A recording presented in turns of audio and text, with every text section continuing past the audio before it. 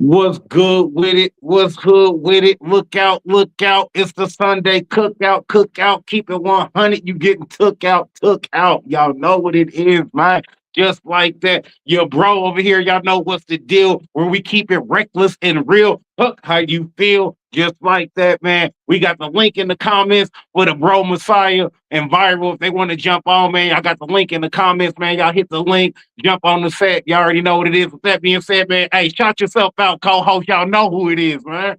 PWGME, man. You feel me? Global Mouth Entertainment, free but not free. Chilling on a nice Sunday. You feel me? Not really giving a fuck about the Super Bowl, but I'm going to act like I do. You know what I'm saying? Chilling, man, doing what I do. Global. It's the capo, man.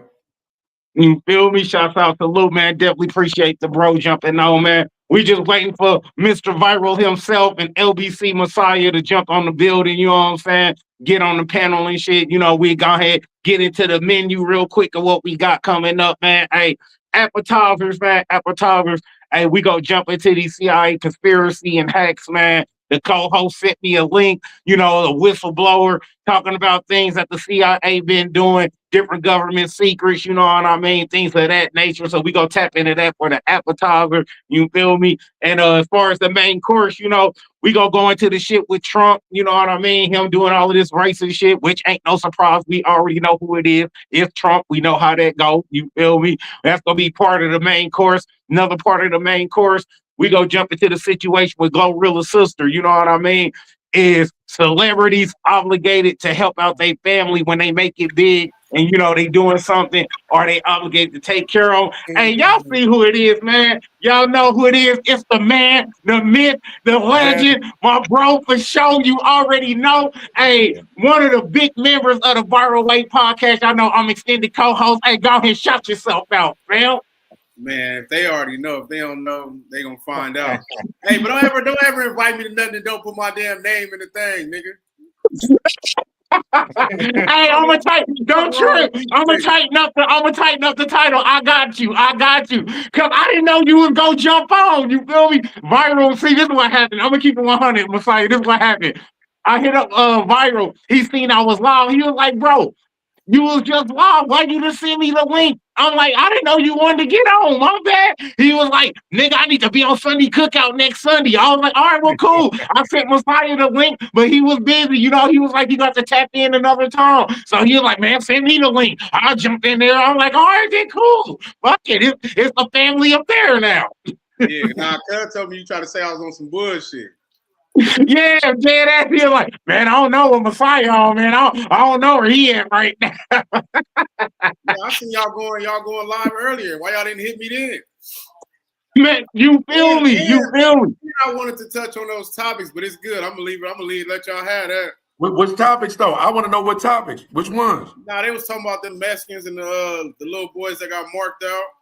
Oh yeah, we gonna definitely tap on that. No, we gonna tap on that and shit, bro. I'm tripping because it's like we done talked about that so much, and it's just like one of those moments where it's like, nigga, we told y'all what it was already. I'm not a nigga that gotta keep repeating it. It's like y'all gonna get it or not. Niggas can play these games. Right. No, but at the same time, Messiah, this is what I was just on Viral, you know what I'm saying, podcast saying. This is what I was just on y'all podcast telling Viral. Like, one, why the fuck are y'all out of bounds and y'all unequipped? Y'all ain't got nothing on y'all.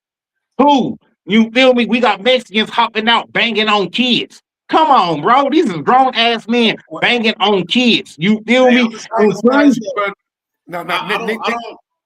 say this. When we was kids, and we've been talked about this, we was getting banged on by grown men. And niggas was rocking though. No, but niggas was rocking though. You was niggas didn't give a fuck. Niggas was going though. Nah, exactly. We was pressing grown men. We was getting into it with grown men. Not saying it's cool, but that's the level of the nature of the beast that you fucking with. So niggas, like you said, for one, you out of bounds. You out of bounds with no ratchet. And it's like, I don't know, cuz that shit is just wild. But niggas see what the fuck going on. But niggas just claiming shit too though that they really don't even be knowing the history of no more. So it's like even the big homie shit, like even where I'm from, but we don't even call them big homies. We got folks, you know what I'm saying, shit like that, nigga. But ain't nobody really, like, either the youngsters ain't accepting it or ain't nobody solid enough to be giving it, or mothers ain't even taking the time. Like, just, and I don't know how old you are, but in my generation, even your folks out there, niggas was still on go. And I'm not saying that it's right, wrong, or the other. I'm just saying if you own that shit, be on it. If you're gonna be on it, be on it. Nah, yeah, you definitely can't half step, especially when you're a young nigga out here.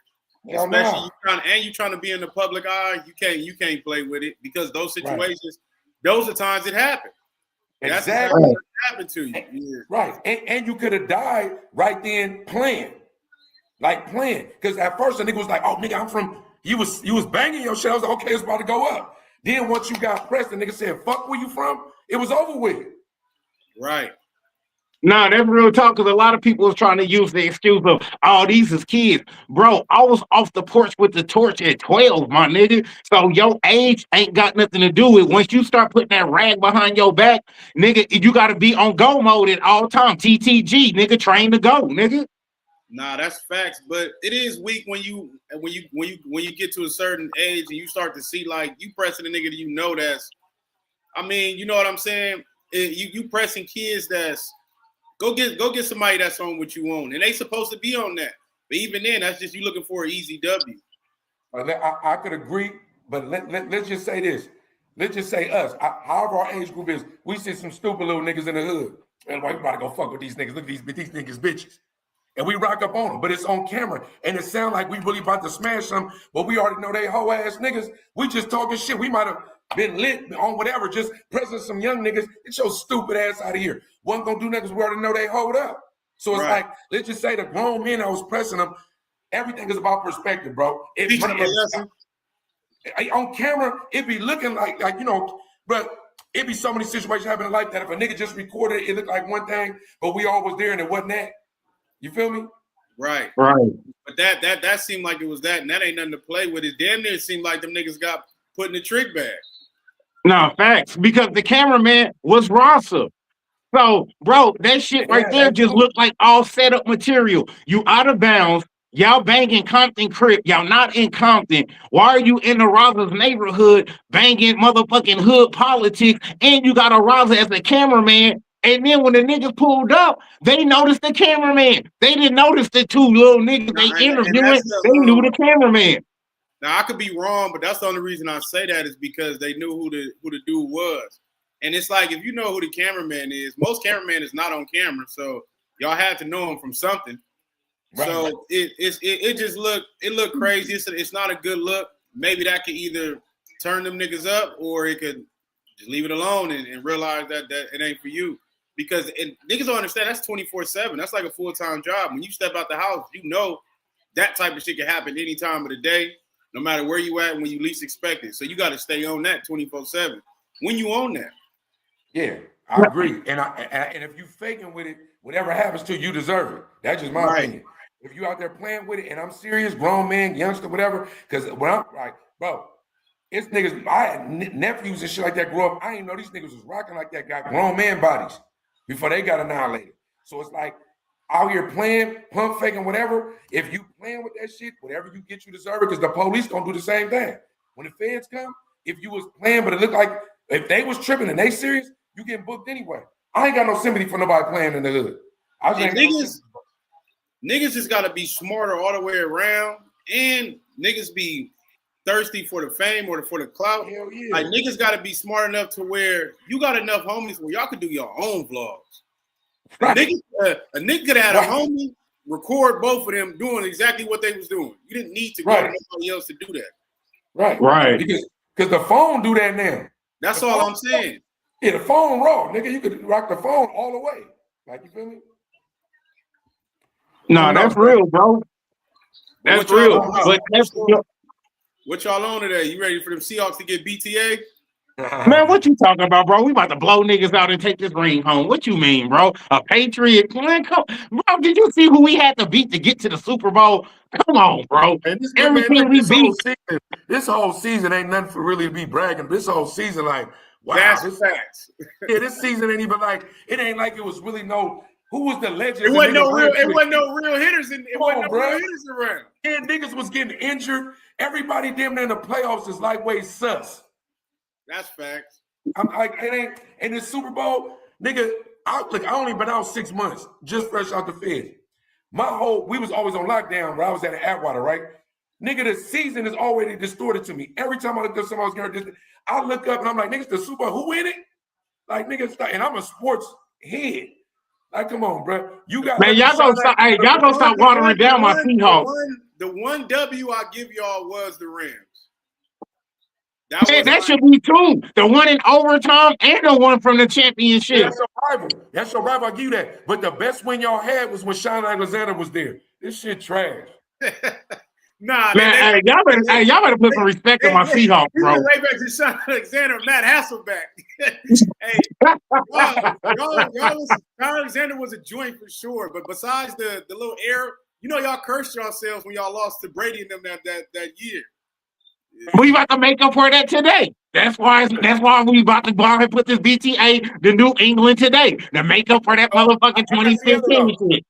No, I got Seattle. And for saying all the things I just said, only because it's the West Coast, I'm a Tuck rule, nigga. The Tuck rule happened. I can't like New England forever. You feel me? I'm saying I do respect that somehow they got there, right?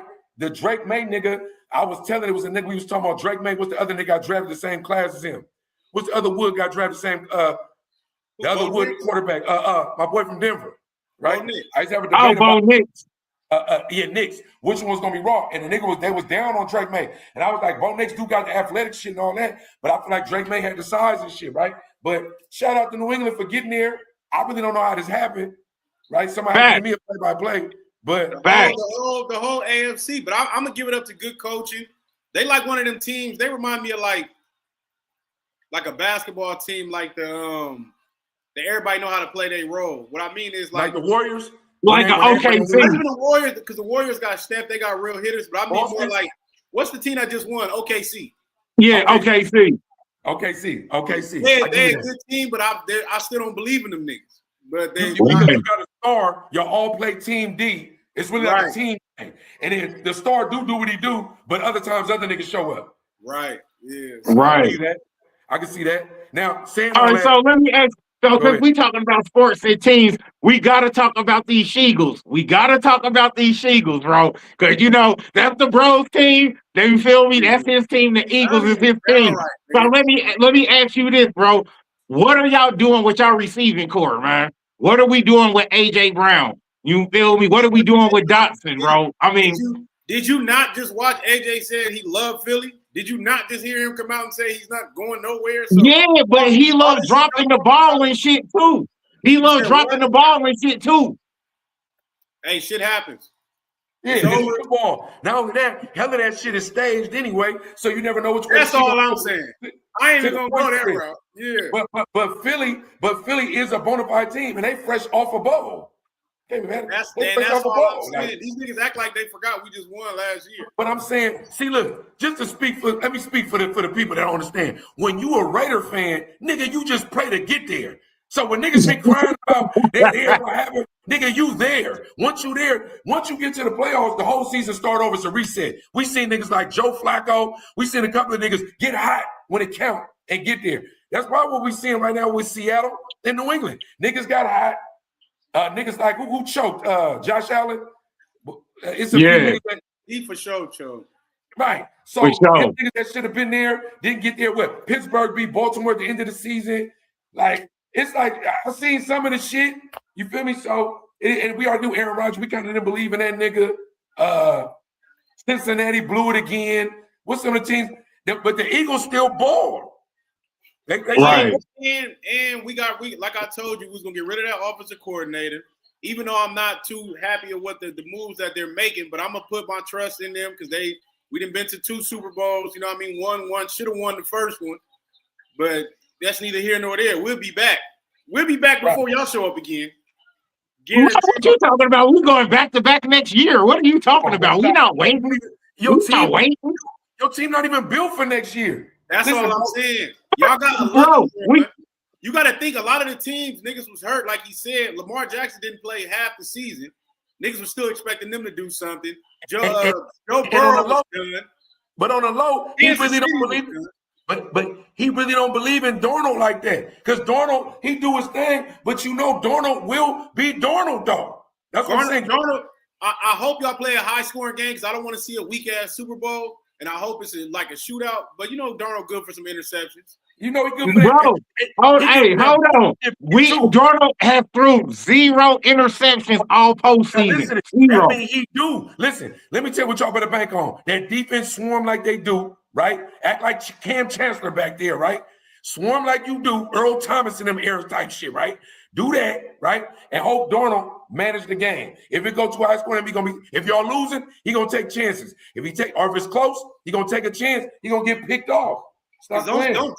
Don't sleep on Vrabel coaching. He gonna take away y'all best, exactly. y'all best wide receiver and make you beat him another way. Right.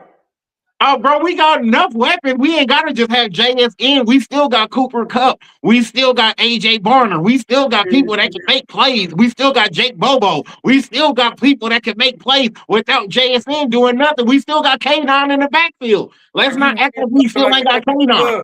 But you name dropping them niggas like you at the club, like telling who in the VIP. The squad ain't really, you feel me?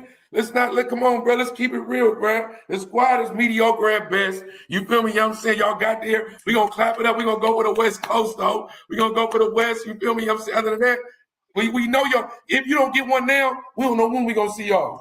Bro, we got a top 10 offense and the best defense in the NFL. What you talking about? We over here nice. We nice. Defense got you there. Defense. Exactly. But I told Joe Bro that. I told Viiral that. I told him defense wins championship. He didn't want to listen. He thought it was going to be offense because Rams had the best offense. We had the best defense. Defense wins championships, not offense. We're going to see. So let me ask you this, Messiah. What do you want to see? I was going to say, what do you want to see your Eagles do? Like, what are the moves you want to see them make? I'm straight with my team. All I wanted was different play calling. That was it. And trusting Jalen Hurts more and allow him to do what he needs to do to make him play his best game. Run back to our RPOs. Go back to the shit that worked. Not this dumbass running Saquon up the middle and then you throw on 3rd and 10. Right. Now, I was going to ask you that, too, because, you know, like, even though I'm not an Eagles fan, I do fuck with Saquon. You know what I'm saying? That nigga's a hell of a talent as far as a running back. Why is it that the Eagles dialed it back the way that they did with Saquon this year? Like, the fuck are we doing, bro? Like, nigga didn't doubt Saquon. A nigga just didn't run to what specializes him. He never ran to the outside, rarely. And when he did, he had big runs. You don't run for 2,000 yards and then just have a decline like that when you get a new offensive coordinator. That's all it was. It was bad coaching. And I'll tell you this, too. We know how shit go year to year, right? Whenever you do something one year and you excel at it, every team you play after that keys in on that. So let's say every team, their defensive scheme was, nigga, stop Saquon and leave it up to Hurts. That limits, if you put 8, 9 in the box, that limits that. So you got to, like you hope, like you said, play calling. Fuck that. Let's run Saquon out on his out route. You feel me? Let's get him on the slant route because once Saquon got it in his hands, it don't matter where he get it. That's when he's dangerous. So that do go to play calling, but just also defensive they key year to year. You already know they a copycat league. They key in to key players. Last year that nigga was raw. Every defensive scheme I guarantee you had to do is stop Saquon. That nigga was a home run hitter in the Super Bowl season for sure.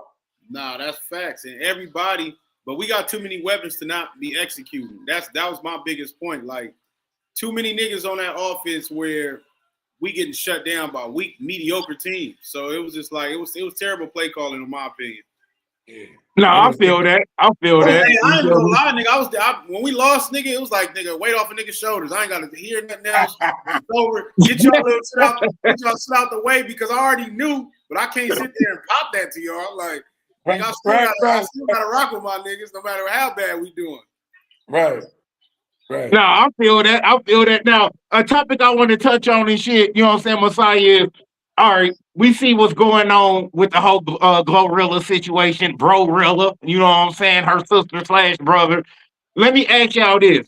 As far as being a celebrity, if you are a celebrity, you making millions of dollars, are you obligated to look out for your family? Is that something that you're obligated to do? And if you don't choose to do that, are you a bitch nigga for not looking out for your family? What's your opinion on that, Messiah?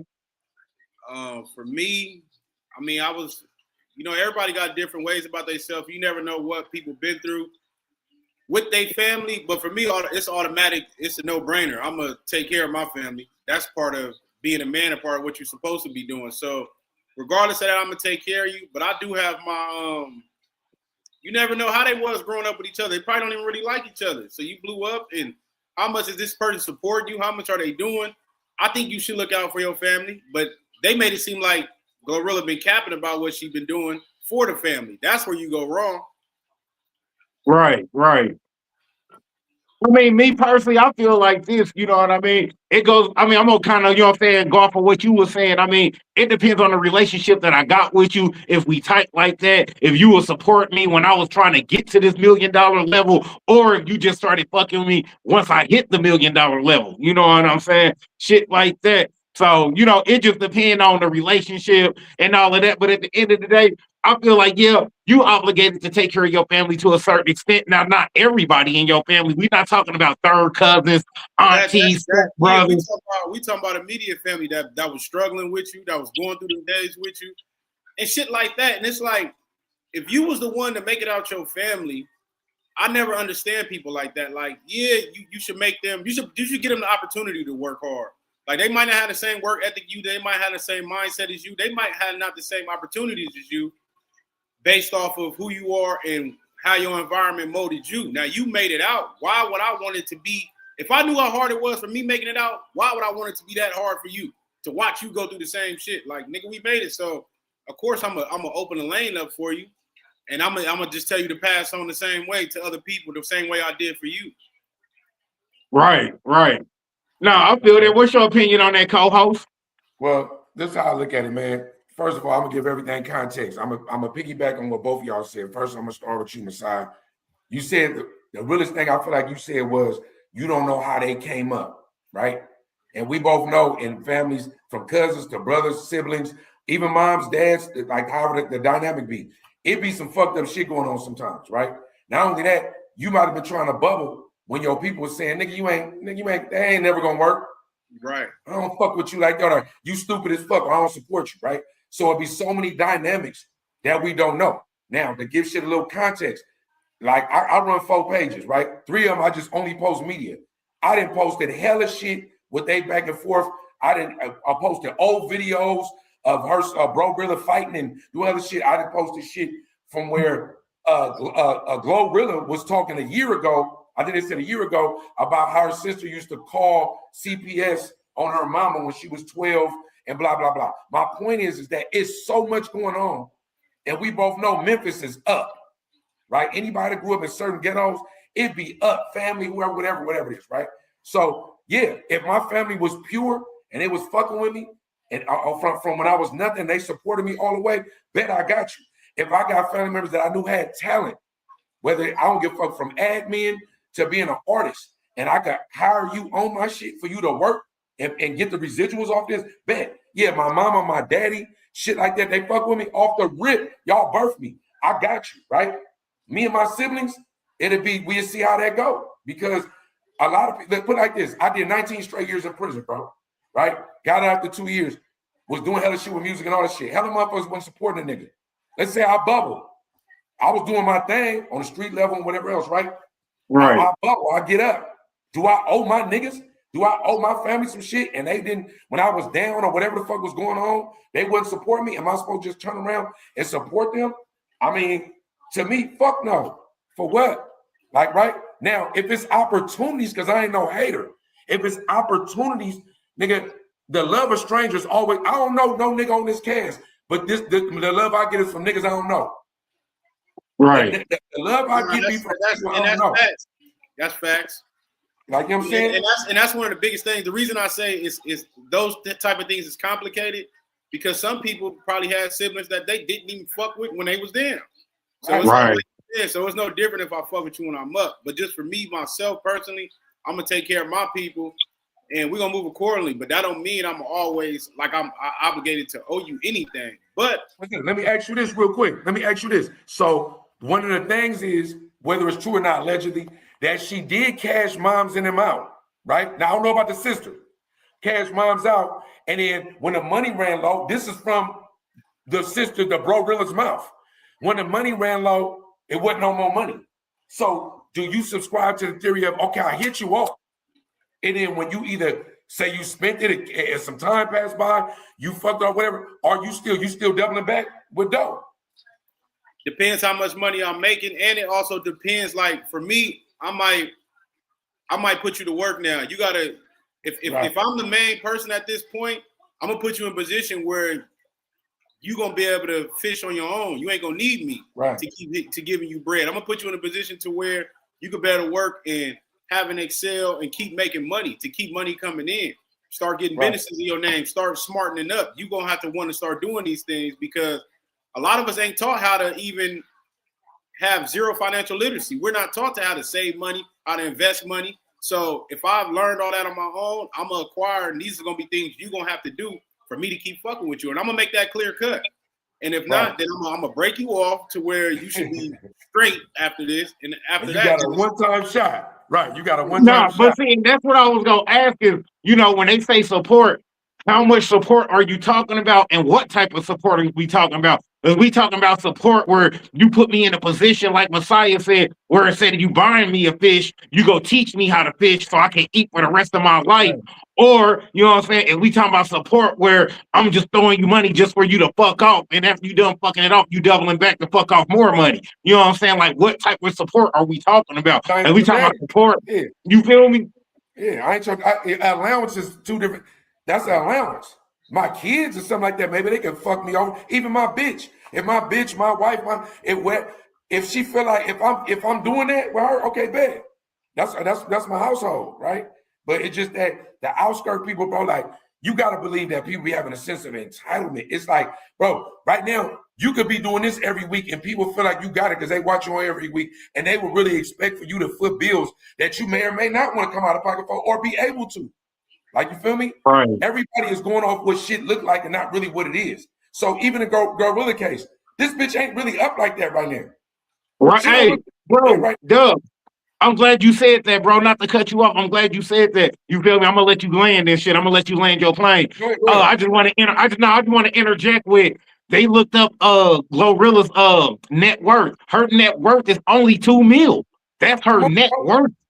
So how much money is she really making if she only got a net worth of $2 million? Right, but you ain't really up. Your credit, that $2 million plus you own your like you got a lot of shit going on your credit. You should be able to rock a whole lot of shit that's worth more than $2 million. But we know worth of $2 million is not $2 million in your pocket. But if you know I rock $2 million worth right now, just with the value of $2 million that I'm certified, I'm really worth $5 million because I'm gonna make that $2 million in credit and do whatever I gotta do. But blah blah blah. Right. At the end of the day, what do you do? Because the sister that's talking about her online just got motion from this. She got motion now. She playing on shit. They got commercial. This bitch was just doing a commercial, did a little skit. She got motion now. So even if we just say, fuck everything I just said, this world's so weird, bro, that you can step out and whatever your sister was good or not, you could dish your family member online, gain support and traction, get motion, and make money off of it. That's the world we in. So you could really be a slime ball bitch. She could be a slime ball. Glorilla could be a stand-up bitch and she be a slime ball. But the way the algorithm and the matrix works is whoever they choose to be applying their shit, it is what it is. So really, it's all really viral. You too, Rec. I really respect the way you said it. Personally, right? Because if you got a bum ass family member. Even speaking to you, I could just tell talking to you. If you got a bum ass family member that ain't fuck with you no steps away, you ain't giving that nigga no dog. You ain't giving that nigga no. I mean, I'm gonna keep it 100. I'm gonna keep it 100 just because of the type of person I am.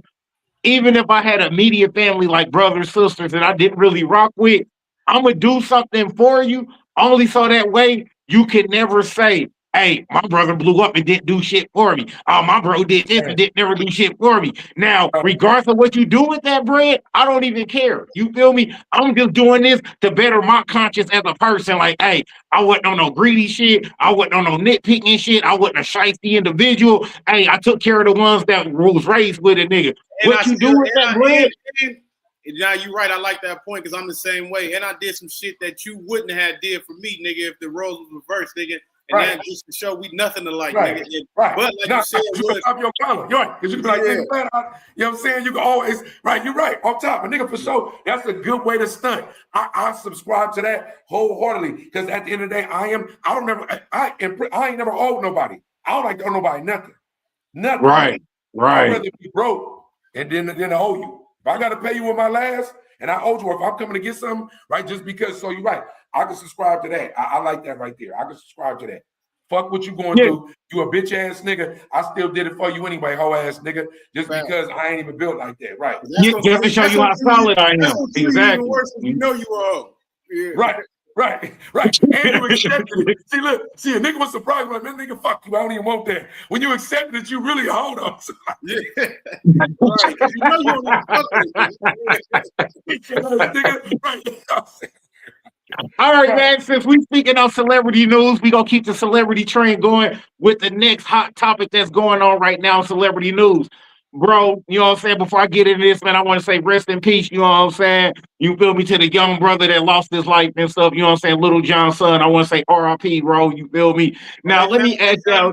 He went alive? Yeah, bro, Pete Game, bro. All right, his son was missing. You feel me? They couldn't get a hold of him on the phone. They tracked the phone. The phone was in a different area. They ended up finding the brother in the damn estate right near the damn mansion, drowned in the pool. I mean, drowned in the pond and shit. He was found unalived in the pond and shit. Well, was he drowned? Wait. Yeah. Was he drowned or was he just found there? Because they said that he was found near the pond and shit. Now they didn't go into details as far as if he was drowned, if you know, it was a gunshot wound, if it was a strangulation, a big deal. Drugs in his system. That's what I'm saying. They haven't went into detail on that yet. Right. Now this is what I want to ask. That's something they got off that case too. And this is what I want to ask y'all. This is what I want to ask y'all. Do y'all think this was a sacrifice, bro? I don't think it's no sacrifice. Like you said, it's not enough detail for me to even go off nothing like that. But Lil Jon been in the game way too long to be. What was the sacrifice? Right. Exactly. Yeah, what is he sacrificing at this point? Like he's already. Just to say relevant, just to keep that name pop. You know how it goes. You know what I'm saying? We know what Jennifer Hudson did. We know what Jennifer Hudson did. She exterminated her whole family. You gotta understand, Lil Jon is already a legend in his own sense. He's already made his mark in hip hop. He's made his mark. If he's acquired and did right with his finances, Lil Jon has no reason for me to believe to sacrifice his son at this point in the game. Right. Now look, I add to that. For one thing, just on the sacrifice hype, period. Right? Just I have no answers to these questions. I would love for them to be answered in this form, right? When you sacrifice somebody in your family for fame, who shows up? Does Satan show up literally in your real life or in your dreams and say, hey, give me your unborn child and I'm gonna make you rich and famous? Or is a white man in a suit showing up, a Jew boy? What's showing up for you to sell your soul to sacrifice for this life that we in? Now, that don't mean I don't believe that the Matrix is real. That don't mean that I don't believe that motherfuckers under mind control. That don't mean that I not believe in a heaven or hell. My thing is that it gotta make sense. I know some people that done some shit on Epstein Island and all kind of other places that for sure is suspect, not a straight crime, and like weird as fuck. So I believe in ritual and sacrifice. But when it comes to niggas in rap, right? Or when it comes to niggas like Lil Jon, it's just specifically him right now, it can make, to me, zero sense because that should have happened 20 years ago. His son was like 27 years old. That's all I'm like, saying. you feel me? I'm saying? So if that was gonna happen, right? But not only that, I would love to know, like, and I might sound like I'm being a jerk, but how does the selling of the soul and sacrifice work? Who shows up to collect this debt? Okay. What's your thoughts on it, Messiah? I mean, it's I guess it's different forms, I would say. So it's not really, I don't think they just do one thing one way.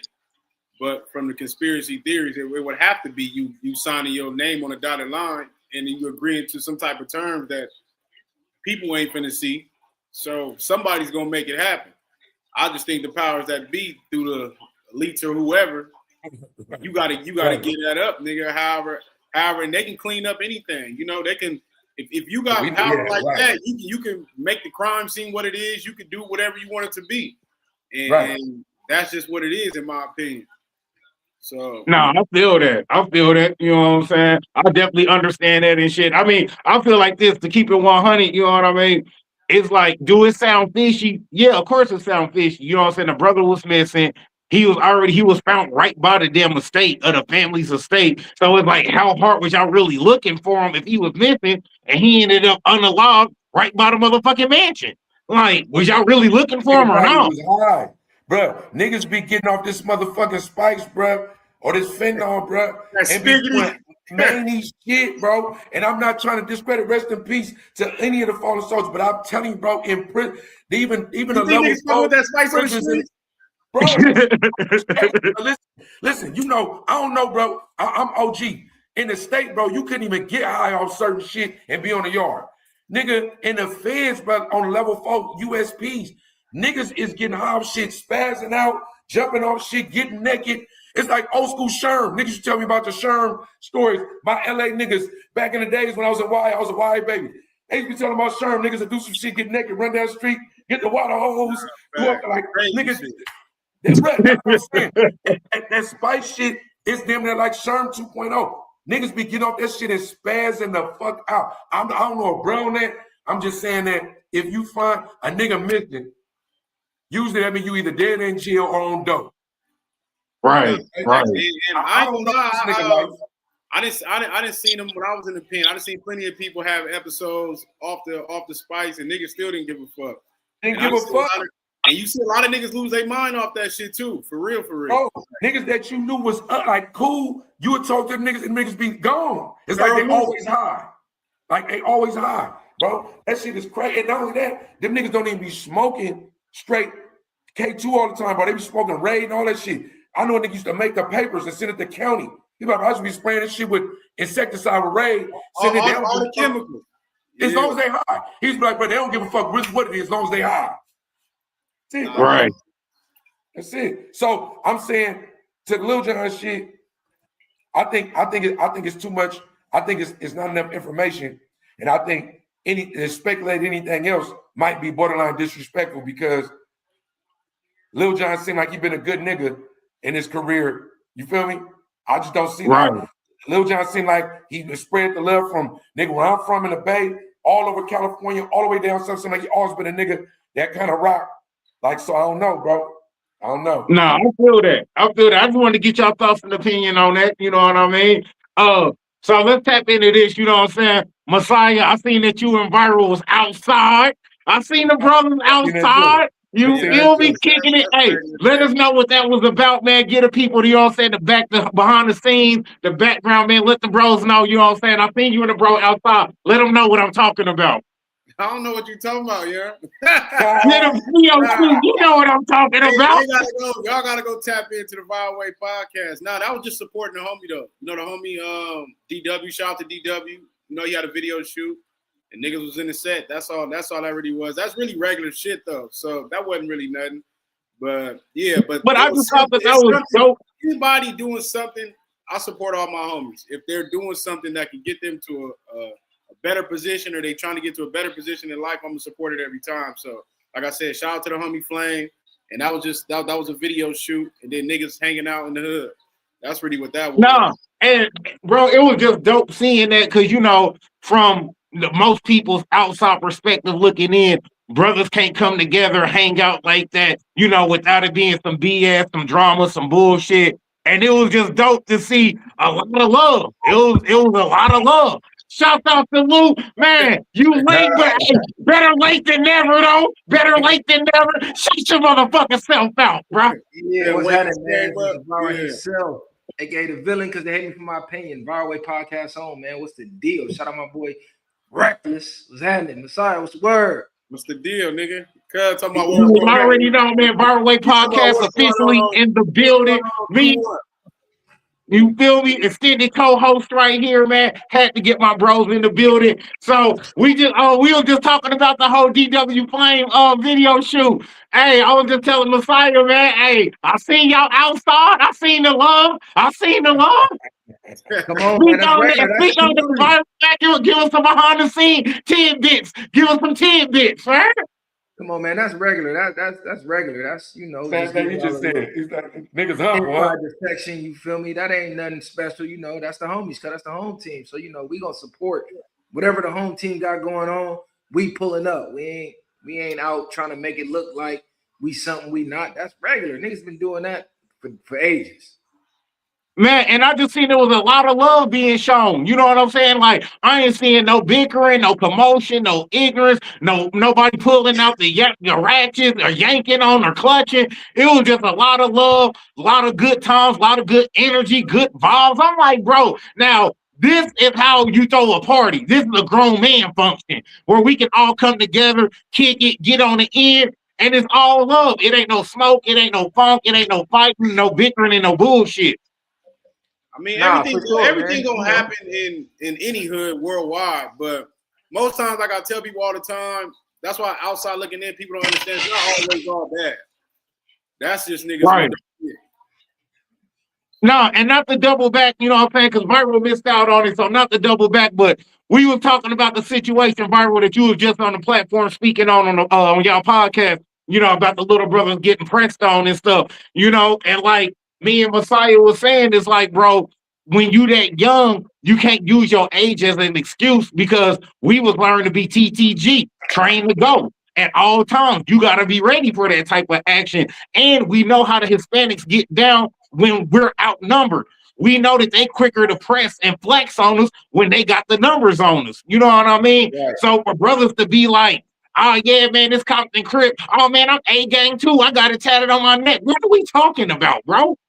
No, it was crazy, but this is a whole nother generation, bro. A lot of them grew up on the internet, like growing up watching this shit from the internet and thinking it's gonna stay on the internet. That's why they start doing the hood blogs and shit like that. Like I remember when I was young, we wasn't doing hood blogs and shit like that. I know we had the hood to hood DVDs and all that, but that shit low key was frowned upon back then. But no, bro, really, from a gangbang aspect, is no excuse because once you jump off the porch, you off the porch. That's From right. a human aspect, a grown man aspect, nigga, y'all grown 4 deep. Look like one of y'all had blick on y'all, and these are 2 little ass kids. What the fuck did you really expect? Exactly, bro. Even niggas, and this is where the niggas be having the game fucked up. It's like if it was that serious, we crashing you anyway, or nigga gonna give you a fade. Right. Real talk. Now, I don't know if you seen the Messiah. I don't know if you got to see the podcast just now, but Flacco jumped on there. And y'all know I rock with Flacco. Shout salute to Flacco. But, bro, you was on some bullshit, bro. You pulled up on some straight bullshit, bro. Like dead ass, bro. The shit that you pulled up on, bro, that shit was not cool, my nigga. You know what I'm saying? That shit was not cool. You feel me? You sitting here trying to, you know what I'm saying, vouching. You feel me? You sitting here trying to cut motherfucking shade for the motherfucking Mexican squad. Oh, man, I don't want no smoke with them. Let me ask you this. What happened? What did he say? Exactly. I don't know. All right, so, let me ask you this. Let me ask you, did he tell the truth? Fuck no. No, but Flacco was on some bullshit, bro. All right, Vine was talking about the situation with the little ones getting pressed on. Flacco come out talking about, oh yeah, the Hispanics, man, they run y'all in Long Beach. They run y'all in LA. You feel me? Y'all, you know what I'm saying, inferior compared to them. You know what I'm saying? All of this shit, like, bro, what the fuck is we talking about, bro? You over here on some bullshit with that. Just like Viral said, you are a non-American. You're not even a black American. You feel me? He's trying to tell Viral what Long Beach and LA politics are. And like Viral said, nigga, you not outside. You not in the streets. How the fuck you gonna tell me what's going on in Cali and LA and you not even from here? This nigga Flacco talking about, oh, I lived there for 4 years. That don't mean shit, nigga. You're not in the field. You're living in the area. You're not in the field. It's a difference. I don't even take Flacco when it comes to street opinion serious. He's clearly gonna rage bait you. He's clearly gonna go against the powers that beat when it comes to niggas in the street. He wants to see that. So it's right. Like, and niggas doing those situations, he's waiting for an aha moment to prove a point. Like any grown black man can go press some little messages and get the same results. Right. Exactly. Right. Exactly. And a nigga like that, you don't even take a nigga like that serious. Like anybody just talking, especially on his online shit, you let that nigga breathe that shit. Because if he was put in the same situation, you probably wouldn't even know. Like a nigga that just talk, not only that, even talking about Mexicans running niggas and all that type of shit. Listen, bro, I'm from East Oakland, California. I know hella Long Beach niggas. I don't know no suckers from Long Beach. I don't know no suckers really from out that way. And not only that, the beef that's been between Mexicans and blacks out there been so real, right? That I don't know if either side can say who won. Right. You know how much depth that happened just in LA County between the beef. You feel me? I'm saying, right? So a nigga named Skinny, a nigga like you, I don't even know what the fuck you talking about. And you just shit like that. You just OG that nigga. You don't even speak on that shit. Right. Unless when it comes to those conversations, you just get the content. That's what you do. Yeah, just get the content. Exactly. Get the motherfucking content. Exactly. Nah, that's real. But you know, when you got brothers in Cali really going through shit, that's the type of rhetoric we don't need. You know what I'm saying? That's the type of bullshit niggas don't need to feed into, vouch for, or even be listening to, because that's a detriment to our own well-being and shit. When we got niggas going against the code and saying bullshit like that. If just like Viiral told Flacco, nigga, you are a nerd. You are not a hood nigga. You not from the streets. You not certified. You can't speak on game politics and tell us what a motherfucking member needs to be doing. He got on the live talking about, yeah, ODM, he an active gang member. Shouts out salute to my bro, ODM Slim. You know what I'm saying? ODM Slim is not an active gang member. He's an Israelite speaking from an Israelite's perspective that has been in the field. But is he currently an active gang member? No. Was he at one point? Yes. You know what I'm saying? But Flacco trying to tell us, oh no, ODM, he's still an active gang member. How, nigga? How? You feel me? He don't even stay in Cali no more. He a dad now. He pushing content. He ain't active out here on the block, nigga pushing a hard line, politicking on niggas and shit, banging on niggas sets and shit. He ain't out here doing that. So how is he an active gang member? You know what I'm saying? Go ahead, Peter. Oh no, I was gonna say the way this shit's set up now, bro.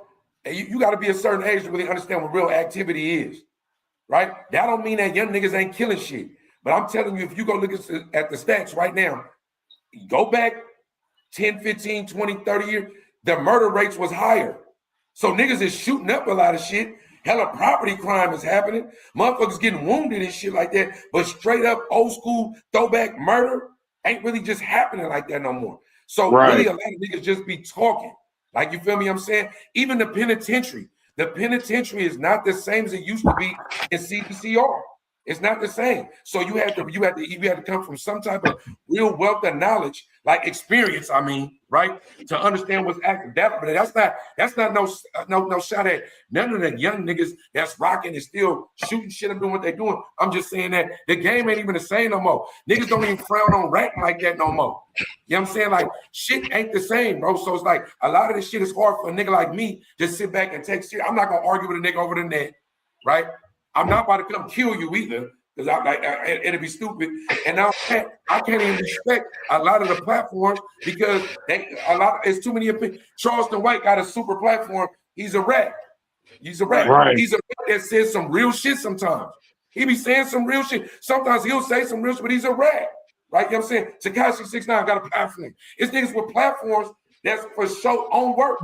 So like a lot of shit that happen in the hood right now, we could report on it, but you can't really take a lot of it serious. And the worst thing they could have did was bring the streets to the internet. Niggas should have left the streets in the streets. And then niggas gotta take accountability too. When you talk politics with a nigga like Flacco, it's on you. He shouldn't even, niggas wasn't even allowed to even speak on certain business. Like, I don't even like to talk about it. And that's why I don't do a lot of the other things that nigga can do, because I leave how we grow up. Insane business is insane business, and whatever a nigga hood from, if you go in the yard, you're not going to be involved in other niggas' gangs politicking on them unless it's between y'all gangs. Exactly. Right. Outside of that, there's no reason necessarily to even have certain input. A conversation, right? Exactly. No, that's real. Just like Viiral said, we grew up in a generation where we didn't have DPs on camera. We didn't have hood days on camera. We didn't film none of that kind of shit, bro. That was frowned upon by our OGs, and we bringing a motherfucking camera phone to the hood, trying to camera phone what the fuck politics is going on. A lot of that stuff was somewhat documented. You just got to think it wasn't able to be uploaded to the internet. Right. Like if you had that, the niggas in the hood probably had it. But outside of that, that's how you got all them old school pictures. You got all them old school videos and stuff like that. It was like O-Dog with the tape. It was like O-Dog with the tape, niggas. Exactly. Niggas, O-Dog and the niggas in the hood had the tape. It just came to the police. But for sure, it was just like what bro was saying with the hood to hood. You know, we had that shit going on out here, but it was like more like hood viral. So niggas was doing stupid shit, right? That get them indicted back then too. We're not gonna take that up. It just wasn't instant. It wasn't right now. It wasn't live. And not only that, it wasn't too many niggas actually going with a hammer right now to go commit murder. Niggas is doing this now. Niggas wasn't doing that. Yeah, niggas wasn't doing this. Like, you feel me? But other than that, niggas was doing stupid shit, but it's just on a whole nother level now. Yeah, I mean, it was just irritating because, you know, if you you don't know, Dub, Viiral and Messiah, they both is from the LBC. They both from Long Beach. So when you got a nigga like Flock on here trying to tell brothers that really come from the turf, that's really in the field and really been outside about what the fuck is going on in LA and Long Beach, what the fuck is we talking about? Just like Viiral said, you a nigga from North Dakota. How the fuck are you speaking on our politics and how we moving, nigga? You don't even know how the fuck we moving. Right. Flacco's a rage baiter, bro. That's what y'all gotta realize. Flacco's only for engagement. The crazier shit that he say to get people to react, that's what he gonna say. He that's ain't why got you no said get the content out here. He got no connection to nothing going on out here. He said, I lived in LA for 4 years. How many of those 4 years was you outside on the block with niggas? How many of them 4 years was you trooping with niggas? You're not even from nowhere, so you don't know what the fuck going on outside of YouTube. I understand this, so he can't rage bait me or get me upset because I know what he's doing. Right. But bro said, get the content. That's why you just get the content and move on. You can't make me mad. I'm probably never gonna be in a position to whoop your ass if I do get mad. I'm not gonna kill you because I'm already past that point where I'm about to go to jail for some stupid shit. Me talking on this internet, but just get the content, move on. Like, especially niggas that really just be talking. Like, a lot of niggas nowadays and bitches too just be talking. Like, for real, people be talking, and then when you turn up, you end up being a fool because they was just talking. People really be talking, bro. People don't want to fade. They definitely don't want to shoot, but they want to do this. This it, bro. People really just be talking. And you will find out quick, people that ain't talking, you'll be in a situation and a motherfucker get off on your ass to do some other shit. People let me ask you I got something for the whole panel. Let me ask y'all all this. Was niggas gang banging nowadays, are they doing it for the culture of gang banging, or are they doing it for the popularity of gang banging? I mean, I think it's hard to speak for everybody. You can't necessarily speak. You have to get in the mentality of every single person. But I do think to a point where niggas used to bang for the gang and not for the fame. I think it's a little different now because people are looking for clout, and then you got people it's become content. Gang bang has become content. Pull up. I want to show you I'm in my enemy's hood. Like I said, I come from around niggas where you want to move in silence. You didn't necessarily want everybody documenting what you do. Like if you knew, you knew. If you didn't, you didn't. Right. Your opinion, Viiral? Mike, we can't hear you. Your mic off or something. Your shit's still tripping.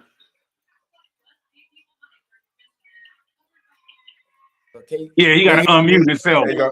Yeah. All right, I'm good now. Yeah, you good. All right. Your opinion, bro? It always was half and half since the beginning of time, bro. You had some niggas doing it for the gang, and you have some niggas doing it for the fame. How you think the numbers even rose so high? It was because of the fame. Niggas saw the popularity and they wanted to join. Some niggas turned into, I'm really doing it for the gang, and some niggas was like, I want the benefits of it. All you're doing is seeing it on the internet now, from what I can see. I don't think nothing really changed. It's just being documented. Some of the rules has changed as far as niggas not getting punished for the rules. Because a lot of people like to say, oh, well, you know, telling was this and that in the past, but what happened to niggas who told in the past? It was demonstrations. You don't see that now. The laws was different. So niggas was doing a lot of things that you can't get away with now. Nigga, you catch a body back then, you might do what, 7 years and get out if you a teen? Nigga, do a quick kids get charged as a dope. First nigga attempt murder. You shoot a nigga in the foot, you got 101 years. So it's different.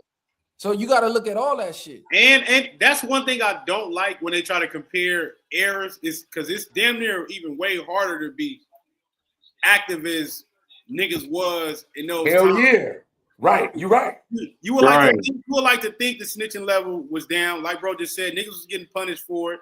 Some niggas was still slipping through the cracks, but a majority of niggas was getting dealt with.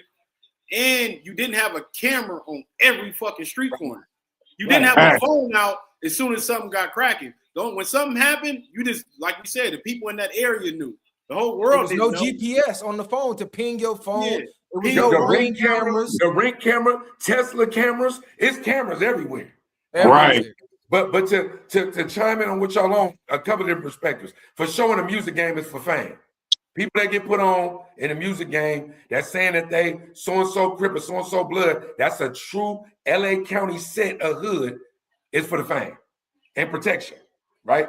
I just wholehearted. That don't mean that they ain't trying to bank, but if you don't get jumped in, at least from how I grew up, and I'm speaking on LA shit, LA County, Long Beach shit, the way I grew up, I'm a wide baby. Nigga, if you ain't get jumped in, nigga, you wasn't in.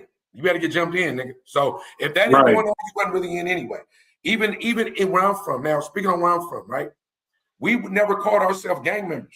My generation, the generation at the mine. The generation now, though, them niggas is gang members.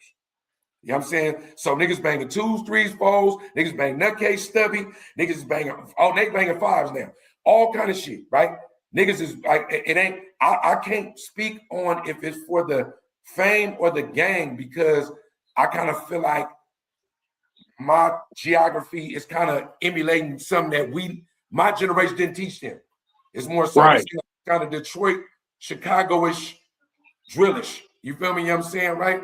And I feel like that's kind of saturated a lot of shit. Where I'm from the Dubs, I'm from the Twumps, I'm from East Oakland, from the Murder. Me too. From the Duke. You had to be from there to do that, right? To claim your hood, claim your spot, claim your turf. Now you could be from the Dubs, you could be from 700, you could be from Richmond, you was Frisco, you could be fucking, and then it's all one unit that bang this one thing. That's a whole different beast, right? But them niggas is serious. Serious. They doing shit that we didn't do. We didn't drop the low. You know what I'm saying? We didn't, if I was coming to kill you, even if it was a throwback drive-by, you didn't know I was coming. You just had to be slipping. You feel me? I'm not with, now niggas is telling where you at right now. They dropping the low. It's a whole different thing. So niggas going live on Instagram. I'm in your hood. I'm in your hood. Right. But it's real. They could be at their grandma's house. Niggas is on the game. Talking shit on the game. This your op, but you on the game talking to your real true op right now on the game and talking shit like, nigga, I'm gonna kill you, nigga. This, and will really drop the low your grandma's house. That's some crazy shit. So I'm saying that to say that, nigga, I wasn't built like that. I'll merch some all day. I wasn't built like that. So I can't say that the young niggas now ain't for the game. It just might not be a game that I recognize. You feel me? You know what I'm saying? Right. Now, I know it ain't just about killing. It ain't just about going to jail and that shit. What I will say about the generation under my younger generation is it don't seem like it's about the money, like how my generation used to be. My generation used to be, and the generation after mine, a few generations, it was about that money. Nigga, if we beefing, it was because of the money, right? It might even be because of a bitch, but it was never just because I'm broke as fuck, nigga. But I do got 6 guns, and I got a striker that I've been rocking around, riding this whip that I stole for 3-4 months, and it's mine. I'm killing up or shooting up everything. The money ain't the same. Niggas ain't seem like niggas about property crime and killing, but they ain't about no money. So I think I really don't know how to answer that question. It was for the game. This generation, they can't make money the same way they did in the 80s. Dope game, that's over with. Yeah. Robbing shit due to the cameras and shit, that's over with. And flocking is damn near over with. So the ways that the older niggas could get money and get rich off the block, the young niggas can't. But you know what the young niggas can do? We could slide. We got guns, like you said. We could slide all day. So now it went from a money game to a who got the most hats game. Right. That's currency now. I agree. Nigga, that's currency now. I agree wholeheartedly, right? Even though it was currency in my generation too, it's just that it was implied, not known. Like, you know what I'm saying? And he for sure got a couple of bodies, right? Now, let me ask y'all this. The ones that's out here banging for the fame, are they getting that from their favorite rappers that's literally banging, and we know that they ain't got put on. We know they not from the hood. We know that they not cut like that because we done watched Soldier Boy walking down motherfucking Fruittown Ave and damn near got his motherfucking top taken off. You feel me? So the ones that's banging for fame, are they getting that from their favorite celebrity on the internet? And even I'm not even saying that. It's niggas that really grew up in a section. And I'm not saying that they didn't get put on. I'm just saying in general, the motive behind why you're doing what you're doing might be different. So it's a lot of that. And even around, like when I was young, you had different niggas that did different things. You had some niggas that get money, you had some niggas that get bitches, you had some niggas that was like different pieces on the chessboard. Every nigga didn't do everything.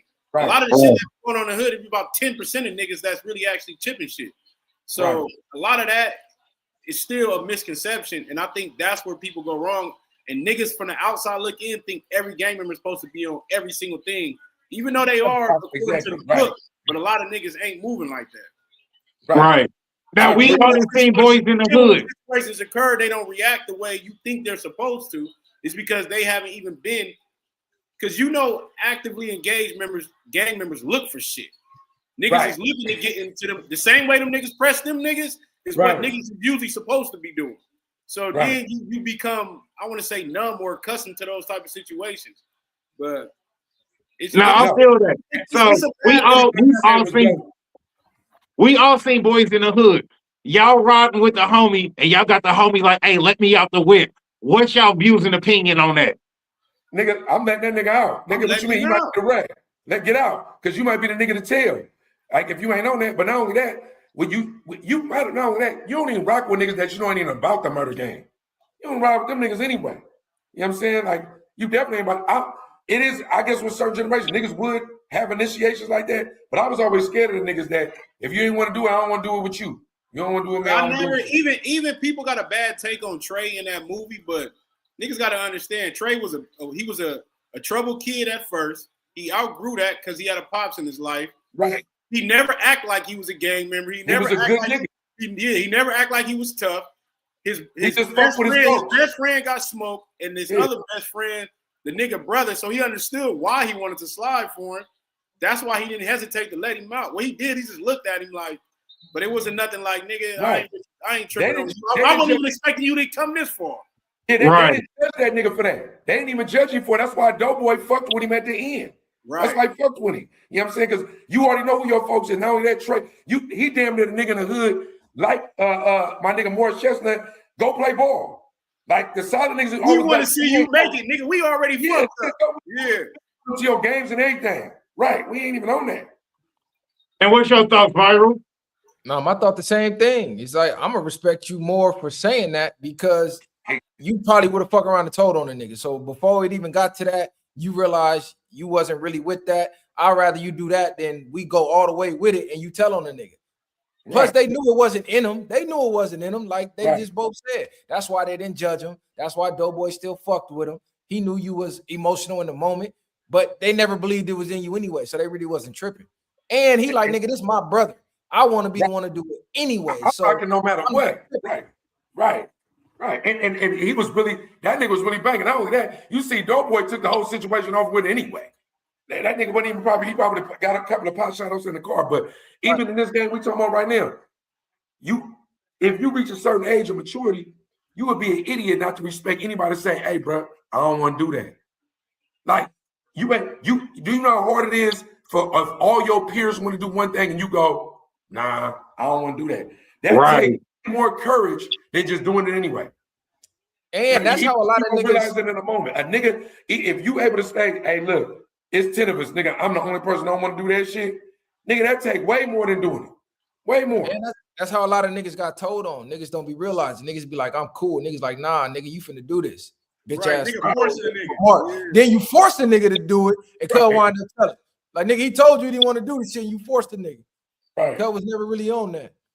Right. Nah, I feel that. Because Demon Time Exotic, shout out to the bro, Demon Time Exotic, man. He was telling a story on his live and stuff the other night about how his boy was like, hey, you got your gun? He like, yeah. He like, all right, shit, ride with me. He like, all right, cool, whatever. And they pull up on the block. His boy just hop out and just start letting off. He like, What the fuck is going on? Like, I didn't know we was coming over here for this. You know what I'm saying? You didn't tell me that. He asked you, do you got your strap and ride with me? If you don't question that, that's really on you at that point. And that's what Demon Tom said. He was like, man, you know, that was kind of my fault for being naive and not looking at it from the bigger picture. Like, damn, why the homie would be asking me if I had it on me if he wasn't about to pull up on that type of time?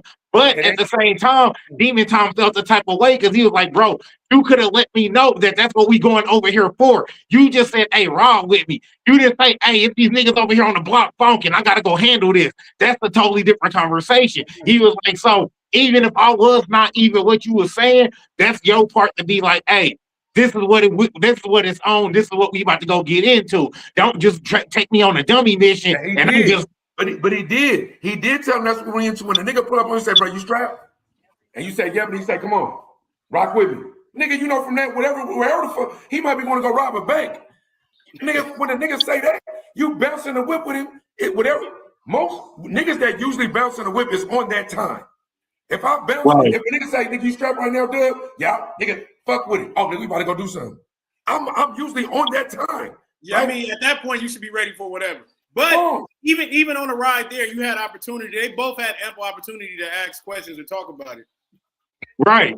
And that's all I'm saying, bro. It's like, if I ask you or Viiral or Dub, hey, man, take this trick with me, I'm giving y'all full details. I'm not just going to give y'all the basic clip notes of the situation. Now I'm going to give you the full essay. I'm not just going to give you what I think you want to hear. I'm going to let you know exactly what it is, how the beef started, what we about to go do, what the after plan is. If y'all with it, cool. If y'all not, I respect it. But I at least got to give y'all, you know what I'm saying, that too. And all this I agree. You a cold nigga if you just tell your homie get in the whip and don't tell Cut what you finna go do and just get cracked. No, like nigga, let me say this though. Let me say this. You is a cold nigga for that. But if I ask you to ride with me, for the most part, this is what's going on. But you should let a nigga know so he know how to prepare. But you should know I'm a cold nigga. If I come and ask you, is you strapped in? I'll pull up to his Dub. Dub be murking shit or shooting shit or robbing shit or whatever. Everybody got a. You ain't just bouncing in the car when somebody asks you about a gun anyway. We all know each other in the hood. Dub pull up. Now, if Viiral pull up, if Rec pull up, it might be different. Right. Somebody might have been tripping with his bitch or something. But if Dub pull up and Dub like, hey, nigga, you strapped? You got to know your personnel. That's what I'm getting at. Y'all ever seen that movie? What was the movie with Ben Affleck? Was it The Town? No, it wasn't The Town. It was it was The Town. It was The Town. But you remember when he told his brother, he said, "You ain't never asked me about this again, and I can't tell you what it's about. I just need you to come with me." The nigga didn't ask him. Robbing bank, yeah. They went to the nigga house and damn near smoked him. Yeah. And it be cold niggas. Viiral, it be cold niggas. Like, so you saying you a cold nigga. Think about it. In the hood, though, it be a nigga that you like, I fuck with cuz, but hey, this nigga, I ain't no bitch or nothing, just that this nigga on one, right? It's other niggas that come like, oh, they go that, okay. They go that, what's up, bro? And if some niggas pull up and they be like, hey, nigga, you strapped? You will be like, yeah, what's up? Some niggas be like, you strapped? Like, nah, no. Right? So if you get in a car with a nigga, we just was talking about sports earlier in the weak-ass Seahawks, right? We was talking about personnel. I stay off my team, bro. Y'all better stay off my team, bro. Oh, I didn't even know. I forgot you was a fan. Them trash-ass Hawks, right? Seagulls. Weak-ass niggas, right? And how you got to know your personnel. So if a nigga do pull up, I mean, I can look at it both ways if I'm on that. But I know if I pull up, I know if anybody on this panel pull up on me and say, Dub, you strapped? And I say, yeah, you say, come on. I'm going to say, no. For what? Because I'm strapped. I don't want to ride with you, nigga. I already be with my, like, just, if that's what we on. But if you bounce in, how many shooters just getting in? How many niggas can a nigga pull up in the hood to right now and say, hey, you strapped? They going to y'all. And right. Go on anything. It ain't gonna be mad. Most niggas, nigga, I don't even want you to know I got it on me anyway. Oh God. Man, you feel me? You feel me? Just assume just in case they do pop. Right. Just assume I got it. Right. And then I'm pretty sure y'all in the same place with me. In certain place, you better have it on you. If you don't y'all all from Cali, you know what I'm saying? You from Oakland, you from the LBC. Rick, I'm telling you, if you don't got it on you, you want to have it on you enough to where nigga assume you got it on you. I might meet him. Who is this dude you talking about though? Like this is the type of conversation that we was talking about that shouldn't be on the internet though. Oh, no. He went live and had the whole conversation on live with the dude on the phone. So this has already been put on the internet. So I ain't speaking on nothing that's already out there. I'm not saying you. I'm talking about like people that be in the streets and bring that type of shit online. Like this will be all right. This is what happened. You know what I'm saying? Long story less long. Even Tom Exotics was telling the story on live. You know what I'm saying about some hood shit that had happened. The dude jumped in his motherfucker and called him and was like, "Oh, you on some bullshit, nigga? You lying, da." So Demon Time was like, "Fuck it, we gonna have this conversation on live then. If you go expose me and tell me I'm on bullshit and I'm, you know what I'm saying, this and I'm a snitch and I'm that, then fuck it, I'm gonna do it on live. That way you got a platform to put me out there if that's really what the fuck you think I'm on or from that type of individual."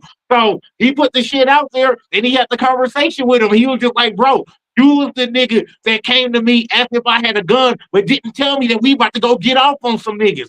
You could have told me that. You just took me on the dummy mission. I ain't know we was about to get off on niggas. So when you hop out the car and start letting off, fuck y'all got the fuck up out of there, nigga. Your car is all tinted out. I didn't even know it was you letting off, nigga. I thought they were shooting back at us. You feel me? So he felt the type of way about that shit. And I feel him because my niggas is gonna give me the detail. Hey, this is what it is. This is what's cracking. This is what happened. Not no, hey, you got your shit on you, ride with me. That could mean anything. We could be riding on kids. Nigga, I'm not getting involved in that. We could go be shooting up some niggas because your baby mama got fucked by these niggas. I'm not with that shit. I'm gonna need some details. So even if I do got my gun and I'm with this shit, I need to know what shit I'm getting into. Why didn't you get the details before you got in the car? Yeah, but right. No, he followed him and shit. He followed him. He had his own whip. He followed him to the spot. Oh, so when he started shooting, he got up out of there. Yeah. Well, nigga, that's what he did. What he did once he figured it out, he got up out of there. He did what he had to do. Like you feel me? But his boy felt the type of way, like, oh, you left me on stuck. No, nigga, you left me on stuck when you tell me what the fuck we getting into. Now the whole context, and now we just spoken all that, and the whole context is different. I'm thinking the nigga told you jumping the passenger seat or something. Exactly. That's why I'm like, y'all could have the conversation. That changes everything. That changes. I'm in my own shit. Yeah, they were following each other. No, because I could pull up and you could say, I want you to see this bitch. We going on a double date, right? And I pull up with you and I see the bitch. I'm like, nah, I'm cool, cuz. I'm gone. I can't be mad. Like, bro, why you fake? I need you to fuck with the nah, nigga. Same thing with that. Like, nigga, no, hell no. But not only that, bro, just know this, though. For future reference, anybody watching this, somebody put up to you and say, ask you what you got, and you say you got it, and you go with them, expect the worst. Fact. So, with that being said, we got to tap in on this, and I'm not going to disrespect the brother because, bro, Viiral, Messiah, when y'all had this brother on y'all podcast, I'm not going to lie, bro. I felt the type of way, fam. I'm not gonna lie. I felt the type of way this nigga had me hot, bro. So I'm not gonna disrespect the brother. I'm not gonna call him no fake Black Panther. You guys start bringing the clips like bro do, so we can people. Oh no, I'm gonna tell you. When y'all had that nigga that actually seeing what's going on, then giving feedback. Hold on, let him break it down. Let him break it down. Clip. Yeah, that's real. Yeah. Yeah, I was just saying when y'all had y'all boy back bracket on y'all podcast, bruh. I felt the type of way about that dude. You know what I'm saying? And I'm not gonna disrespect the brother, you know what I'm saying? It's all love, FBA all day, y'all already know. But this was my issue with the bro. You want us to listen to your message, and you trying to change the narrative of what the fuck the party and the movement is about. That's my first problem. My second problem is you not with the gang shit no more because you didn't put your flag down, but you still want to be called back bracket when we know back bracket is a game term when you saying let's get it bracket. We know what that come from. That come from the B team. So if you want to leave the gang alone, but you still want to have your name attached to the gang, that don't sit well with me. That's like you want to have 1 foot outside, but you still want 1 foot in the drive bar in the streets to get into shit. If you go give up that, if you want to give up your purpose and put down a flag for change, how come you can't change that name right along with your movement? Yeah, I just think that was internal conflict. It's like on the journey to transitioning, it's going to be a battle within yourself. So that's what you were seeing live. It was trying to justify the battle within itself of, do I really want to let this go? Or damn, I'd have been this for so long, I don't want to let it go, but I do want to change. So it was like the battle with itself, basically. That's the way I viewed it. Because we all know what bracket mean. We all know that's the gang terminology from the Bloods. Like, we know what the fuck going on. So there's no way you could be preaching that and then still saying bracket unless you still with that in a sense. You see what I'm saying? Messiah, how did you feel about that, bro? That's why I say I don't really all the way align with the whole fuck the street shit, because you can still represent what you represent, but you might want to change the direction of what y'all doing.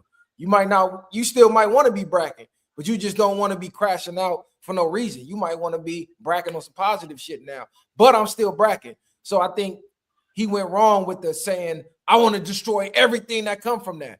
Well, that's bracking too. You got to destroy bracking. That's just where it went left. That's where what's your thoughts on that, Messiah? I mean, bro, really just cleared it up. Really, it's the same thing. I just think some people got to understand that you still can be from where you from. And sometimes it might can have an even greater impact of watching you be the roads that came through the concrete from that. Like, we all ain't just stupid. We all ain't this. So you still be a representation of that, but you just put it in a different direction. And then that shines a different light now on it. Because now that light that shines, it's like, okay, it is some smart people there. It is this type of people there, because people already have a preconceived notion of what they expect when you have gang ties attached to it. Right. I mean, I just did like the fact that you want people to change and follow you on your message, but you're not even willing to change the title of your IG. You know what I'm saying? So it's like, how strong and how serious do you feel about your movement as yourself that you moving in if you can't let certain shit go? That's like a motherfucking crackhead saying, hey, I don't want y'all doing no drugs, but this nigga can't put the pipe down. Because I see a lot, and I like to reference Nipsey a lot. And even like in a lot of his music, he would talk about the contradictions of gangbanging. But we still know he represents his gang until his demise. But he also gave niggas the truth about certain things. How maybe you could have been told lies when you was a youth. Maybe you thought it was something that it wasn't cracked up to be. Just because you speak against it don't mean you speaking against everything that got to do with it. You can just be speaking on shit that don't make sense. Right. And I mean, I only say that because what happens when somebody from the C team get up on you? Like, oh, back bracket, what to do, cuz? What you talking about, cuz? And he start pressing a hard line, and he like, no, bro, it's Black Power, bro. I'm a Panther now. Niggas on the streets they not go see that. They not go see that black fist. They go hear your name and they go press you on what you aligning yourself with as far as what you calling yourself. I don't think people is seeing Instagram handles unless you just blatantly just on some other shit and niggas is looking for you for an Instagram handle. And then if you are smart enough to hear what he's saying, I don't think people will really be coming with that type of energy, in my opinion. Not saying it can't happen. Right. So that's what I'm saying. So if that does happen, is he in the wrong for not letting that name go? Or is the brother in the wrong for pressing somebody who's not even on that type of time no more? Who's in the wrong for that?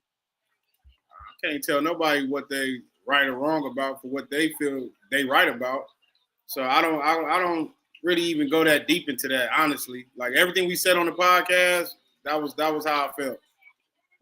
Go watch the pod. I'll tell you this, right? Look. What you say, you know what I'm saying, and what you do ain't necessarily who you are, right? So just like you just said about Nip, that's a perfect example. But there's a lot of other examples we can look at of people that start out as one thing and couldn't let the other thing go. That's the thing that made them what it is. So it's like almost like the fuck the streets movement. You can say fuck the streets if you was a street nigga, because you might have been like, nigga, the streets, nigga, took my bitch, killed my mama, sent me to jail for 30 years, nigga, and fuck the streets, nigga. I ain't fucking with that shit. All my niggas left me for dead. They fucked my baby mama. A street nigga can say that and can't nobody contradict that. A rapper might not be able to say that the same way, because it's like, nigga, you rapping about this. You was never a street nigga. You rapping about all the shit we did. So you saying fuck the streets now, and you wasn't really a street nigga. So I can't say fuck somebody gang. Yeah, right. And I was never that gang. Like, I can't denounce it. I can say it if I'm being disrespectful. but it can only be perceived as disrespectful.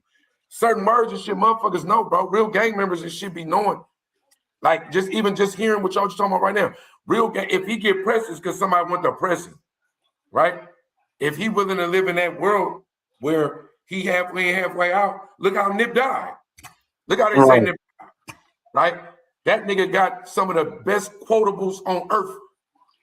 When you down, it seems like the algorithm finds you and you will see a Nip quote. Like, you broke, your money ain't right. Nip will come on, you be like, oh, nigga, this nigga Nip will make you feel like you want to go get up and go get it. But Nip was a real crip. Like, you feel me? You know what I'm saying? So I'm saying that both things can be true. Without his gang, Nip, as we know him, may not have been. So maybe holding on to piece of that ain't always a bad thing. And some niggas, you might press a square nigga. He square today. That nigga was a gangster yesterday. That shit might just be dormant. If you don't know what that means that he might look and move like a sucker to you, but his gangster ain't never dead. He just waiting to get woke up. Right, so, that part. That's all I was trying to say. No, I feel that. You know what I'm saying? I just like, my whole point is this. If I'm pushing the Malcolm X movement, I'm pushing that 110%. If I got to change my name, my eating diet, you know, the people I'm hanging with, I need to hang with more like-minded people. Hey, I'm making whatever changes I need to make 110% to focus and align myself with the same movement I'm pushing. But when you got a hood name or a gang name attached to a righteous movement, it just don't align well. You know what I mean? Malcolm X, bro, remember, was a part of a movement that he believed in wholeheartedly and did 100 things for. Went to Mecca, found out that shit wasn't even all real, went on his own shit, then he died. So you got to understand, bro, perspective is everything. The same type of shit that niggas be finding out about the streets. Perspective is everything. You feel me? You fuck around and be, as an American, all four of us right now have all learned the Pledge of Allegiance, how money works, but not how to make money, not how to save money. We all are indoctrinated right now. We all are slaves on a 4-panel thing right now, figuring out life, right? What you was yesterday and even what you represent today doesn't necessarily equate to what you're going to be. Right?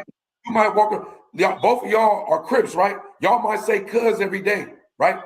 Y'all might say cuz every day, but don't want to kill nobody. But the term cuz, when you say it a certain way, especially when you take out the Z's, you know, cuz, when you say, I mean, I'm going to kill you or something about to happen, right? But that don't mean that just because you still using that you want to go kill. Right. I don't mean that. But that means that you was raised that way.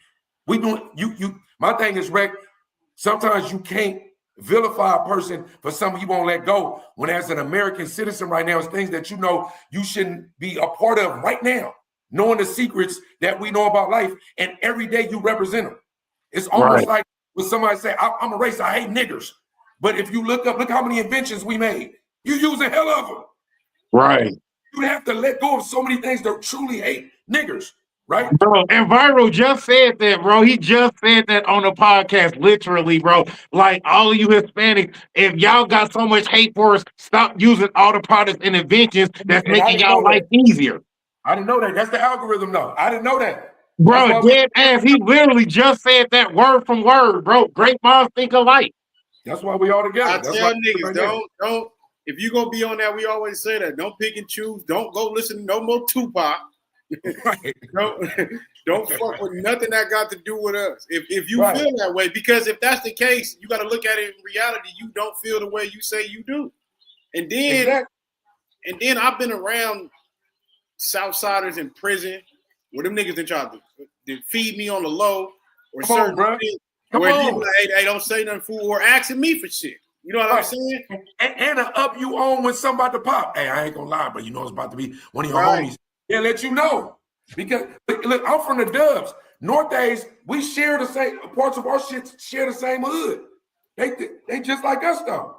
When it comes to first of all, if we go back far, we know they just like us through DNA and blood. So let's stop it, right?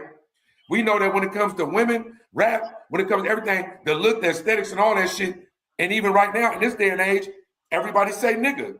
So anybody that's hollering that shit is probably his individual take on it. Now, I do know if you take within first generation families and shit like that, if a Mexican chick take a nigga home, her family probably gonna be tripping.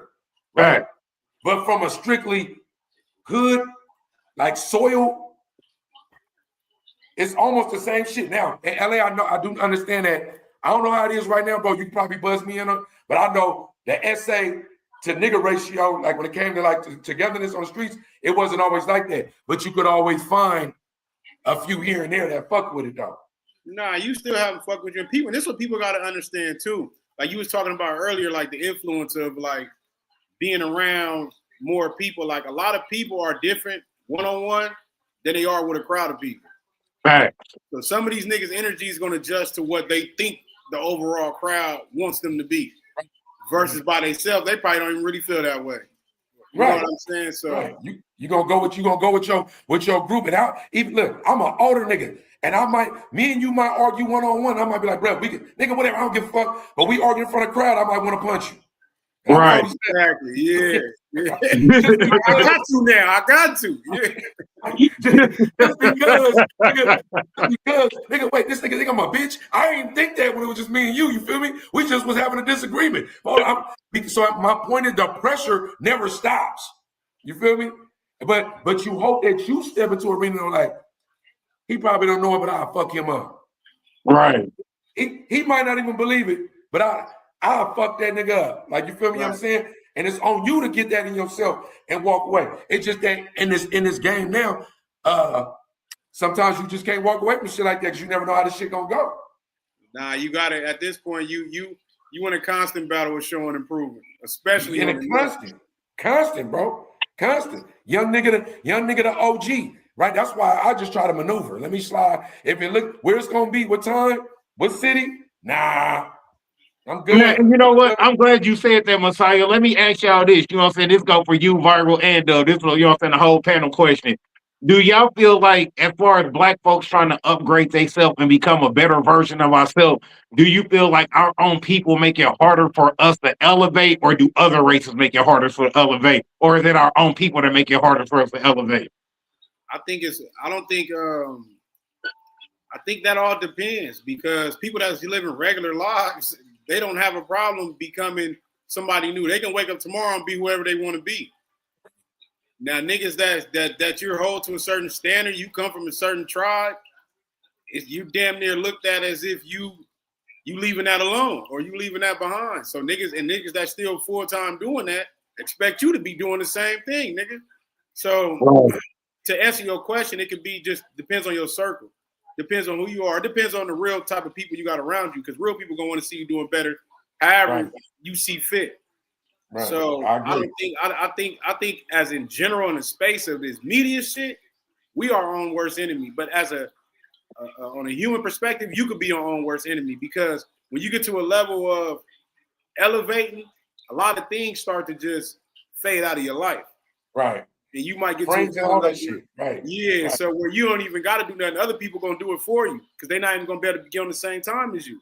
They're not gonna want to be able to be with you no more. If you're a person that's smoking, drinking, doing powder, doing everything else, and then the time you stop doing that, niggas they're gonna want to be around the people that's doing that. Right. They want to be around you when you're sober no more. Nah, you killing their high. You killing their whole shit. Right? Exactly. And look, me and my brother was talking about that very thing. Like, it's almost like if you Islamic, you know, you could read the Quran every day, but if you don't know Arabic, you never really truly understand it. That don't mean that you ain't feeling the love from it. That don't mean that you ain't getting no game out of it, but you can never get the full game unless you know Arabic, because if you don't know Arabic, you really don't know. You just don't know. But without it, you still got the feeling. So in this world we live in right now, bro, our own worst enemy can't just be us, because a lot of the stuff that got us beefing was because of somebody else, right? If you look at Willie Lynch syndrome, you look at everything. I'm not gonna. People, some of our own people. I posted something today with a dude that was defending the monkey shit that got posted. The Bill Clinton. I mean, you talking about Tommy Sotomayor? Obama shit. Trump posted Obama and Michelle Obama as monkeys. Yeah, I seen that. First, it wasn't his post. A staffer did it. Then he came and admitted it, and he was like, I ain't apologizing because it didn't mean that. It wasn't right, blah, blah, blah. But a black dude came on TMZ and was like, I don't feel like whatever his opinion was, like it ain't racist because it is this and that. But the point is that a person like him talking doesn't even understand that he's saying some shit that's not even an original thought. What he's saying is it's not like he sat back and said, Messiah, I disagree with you because of this. And even you went, the fuck this nigga Dub talking about. Even if you didn't agree with what I was on, you knew that was a motherfucking original thought. Right? Everybody around here talking about the shit that they got from somewhere else. Every once in a while, that's why panels like this, a discussion can be created and you can get stimulated because we can have 4 different opinions. I could not be mad at you for your opinion. I could get off of here and go think about your opinion, ponder on it, and it might even change my mind or my life or whatever. I might even can't wait to talk to you again. So I'm like, hey, the shit you was on, I didn't agree at first, nigga, but I'm with that now, right?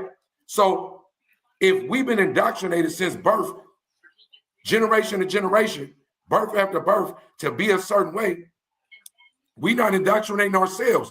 So we only our worst enemy, bro, because of how we was created, because of the environment we put in. They got niggas afraid to go to Africa, not because you ever been there, but because they said, hey, Africans don't like you. Right. That's what I'm saying. Like, is it racist because we say it's racist, or is it racist, you know what I'm saying, because of the image, you know what I'm saying, that it's portraying and shit? Because to be honest, you could put our heads on any fucking animal, you could say that that's racist. You know what I'm saying? Any animal, you feel me? With hair, with fur, with 4 legs, 2 legs, you know what I'm saying? Like, you could put us on anything and it'd be racist. So is it racist because we feel like it's racist, or because it's been told to us by the people or the bigger masses that, hey, when they call you a monkey, hey, that's racist. You know what I'm saying? Do that come from us, or do that come from the bigger picture? You know what I'm saying? As far as society. Nah, I just look at things like he just said. When you think about those type of people from the Willie Lynches and stuff, psychologically doing that, the damage they've done to us mentally as a people has done more damage than damn near all the physical activities. And not saying to negate anything from what our people went through, but mentally we are still damn near enslaved to a point. Ain't no damn near. Say it. We are slaves. Facts. Only a few of us, literally, that's why I say, and I don't give a fuck if we only get 98 views. Listen, only a few of us step outside of the matrix and get identified, but can't break free. That's just the truth. It might sound crazy or something, but it's an original thought. Only a few people. The other people, you can literally tell them right now. Hey, Harriet Tubman, what I'll tell you, Harriet Tubman went to free a lot of slaves, and she told them they were slaves, and they didn't believe her. This is a fact. She was going to plantations. They was getting whipped. They was picking cotton. They couldn't leave. They couldn't marry without getting. They would see them up was getting murdered. And Harriet Tubman said, "Come on, let's go. I'm about to free you." And they was like, "Why? I ain't no slave. I'm good." Think about how many people you know right now on earth that you could tell them some bona fide. It could be your sister, your mom, your girl. You could give them some game on something that is certifiable, and they go, that don't sound right. They could go get on Instagram 30 minutes later in the same game or some opposite could pop up and they gonna believe that. Yeah, fact. Only because it came from you. Right. Yeah, the only reason I used to be mad. I didn't got arguments with Sellies that I'd have been with, giving them all the juice, all the sauce. Nigga, them niggas, I don't know, or they ain't following it. A nigga come up to the door, talking to him through the door, and say something like, you that nigga had that game. Bitch ass nigga, that's the same shit I've been telling you. I just showed you, nigga, for weeks. So it's like, but the racist shit though, Rick, the racist shit you gotta understand. The racism shit is more of a feeling. You could go somewhere and go to a cashier and somebody could make a gesture towards you and they ain't even call you a nigger or nothing. They didn't show no monkey. And if for some of you feel like this something, this ain't it. And only we know it. Only we understand that. That's why when you say it out loud, people are like, oh, here you go again. But you really know it though. Right. And people cannot believe you. So if you look at a monkey, just not only that, you go through the history of what the monkey means. For sure, putting a nigga's head on a monkey is a blatant. That's why if you think Trump posted it because it had to do with some voter fraud shit, but he didn't post it because he was racist, then I don't really know what to say to you. Anybody that posts something like that that's a 70-some-year-old white man, and posts 2 black people as a monkey? Oh, no. I mean. But what I've learned, what they going to do a lot is project. They going to project everything that's about them and make it seem like that's us. And if you think about if you go look at a monkey or whatever, a chimpanzee or anything, what do they features really look like? It don't look like us. Look Right. like Right. them, from the lips to everything else. Right. Like, monkeys got them thin, like, you know what I mean? And they, Paper they cut put ass that on, lips. right, Yeah, and they put that on exactly. us. Put that on us because they don't want it. But even when it was a dude earlier talking about Corbin, I see you too, curly headed Neff. I see you. You know what I'm saying, all praises due. At the end of the day, right? My thing is, bro, is that all that shit is all put in this, right? All it was a dude earlier talking about that we made from Corbin, and they not, right? So like it's bro, me and Rick be talking about the Anunnaki and the Sumerians and all that shit, right? But it's just so much proof in the world that most everything in our head is to make us to whatever our superpower is to keep that shit dormant. Right. I don't even want you to know you got it. I don't even want you to know you got it. I don't even want you to know.